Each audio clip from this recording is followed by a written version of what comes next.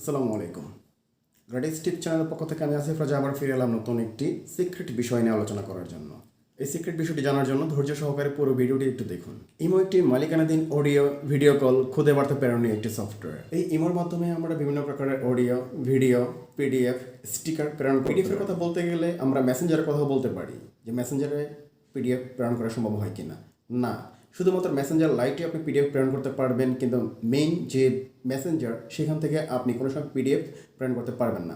এই ক্ষেত্রে ইমো আমাদেরকে পিডিএফ প্রেরণ করার সুবিধাটি দিয়ে থাকে। মেসেঞ্জার, গুগল টক, ইয়াহু সহ অন্যান্য আরও প্ল্যাটফর্ম নিজেকে অ্যাক্সেস করার জন্য 2005 সালে এই ইমো আবিষ্কার করা হয়ে থাকে। এই ইমো ব্যবহার করার জন্য প্রয়োজন আপনার নিবন্ধিত একটি সিম নাম্বার, যে সিম নাম্বারের মাধ্যমে আপনি ইমোতে লগ ইন করতে পারবেন একটি ওটিপির মাধ্যমে। ওটিপি ভেরিফাইড করার পরবর্তীতে আপনি আপনার নাম, জেন্ডার এবং বয়স দিয়ে আপনি ইমোতে লগ ইন করতে পারবেন। ওকে, লগ ইন করা হয়ে গেল, কিন্তু আপনার ইমো অ্যাকাউন্টটি কি সুরক্ষিত তাকে আপনি ইমো অ্যাকাউন্টটি সুরক্ষিত কিনা তা জানার জন্য আজকের এই ভিডিওটি দেখুন। আশা করি আপনি জানতে পারবেন আপনার অ্যাকাউন্ট সুরক্ষিত নাকি নিরাপদ নয়। আপনার এই ইমো অ্যাকাউন্টটি সুরক্ষিত রাখার জন্য আজই এই সিক্রেট সেটিংসটি অন করে রাখুন। আপনি যদি এই সিক্রেট সেটিংসটি অন করে রাখতে পারেন তাহলে হ্যাকাররা আপনার ইমো অ্যাকাউন্ট হ্যাক করতে পারবে না। আপনার অন্য কোনো ডিভাইসে আপনার ইমো অ্যাকাউন্ট লগ ইন করতে পারবে না।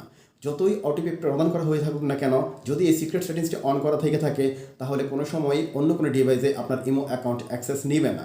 তো এই ইমো অ্যাকাউন্টের এই সিক্রেট সেটিংসটি জানার জন্য আমি আমার মোবাইল স্ক্রিনে চলে যাচ্ছি। সেখান থেকে আপনারাও দেখে নিন কী করে আমি আমার এই সেটিংসটি অন করে রেখেছি। ইমোর সিক্রেট সেটিংসটি জানার জন্য আমি আমার স্ক্রিনে চলে গেলাম। অতএব চলুন আমি আমার ইমো অ্যাকাউন্টে আগে প্রবেশ করি। ইমো অ্যাকাউন্টে প্রবেশ করলাম। প্রবেশ করার পরবর্তীতে আমরা চলে যাবো হলো আমাদের প্রোফাইলে ক্লিক করি। সেখান থেকে নিচে লেখা আছে সেটিং, সুইচ অ্যাকাউন্টের পরে দেওয়া আছে সেটিং। আমরা সেটিংয়ে ক্লিক করি। সেটিংয়ে ক্লিক করার পরবর্তীতে এখানে লেখা আসতেছে notification, function, privacy, storage and data, language, account and security, manage devices. আমরা ম্যানেজ ডিভাইসে ক্লিক করি। ম্যানেজ ডিভাইসে ক্লিক করার পর এখানে লেখা আসতেছে multi device has been disable, you can log in to your account on only one mobile device at a time. এখানে বলা আছে হলো আমার এখানে মাল্টি ডিভাইস মানে আমার একের অধিক মোবাইল ডিসেবল করে দেওয়া আছে। এখন এখানে দেওয়া আছে মাল্টি ডিভাইস, এটা আমার সেটিংসটা আমি নিজে থেকে অফ করে রেখেছি। এটা যদি আমার অন থাকে তার মানে এটাতে প্রমাণিত এটা দ্বারা বোঝা যাবে যে আমার অন্য কোনো এক মোবাইলে আমি আমার এই অ্যাকাউন্টটা লগ ইন করতে পারবো বা অ্যাক্সেস করতে পারবো। এটা হোক আমার মাধ্যমে বা হোক যে কোনো কারো মাধ্যমে। আমি যদি এই মাল্টি ডিভাইস অপশন যেটা আছে সেটা যদি আমি অফ করে রেখি বা অ্যানাবল করে দিই তাহলে এটা যে কোনো প্রকারের ভাবেই হোক না কেন এটা মাল্টি ডিভাইসে অ্যাক্টিভ হয়ে যাবে। আর এই সেটিংসে যেহেতু আমার অফ করা আছে তার মানে কোনো উপায়েও আমার এই ইমো অ্যাকাউন্টটা অন্য কোনো ডিভাইসে অ্যাক্টিভ করা পসিবল না, যতই ওটিপি প্রদান করা হোক না কেন।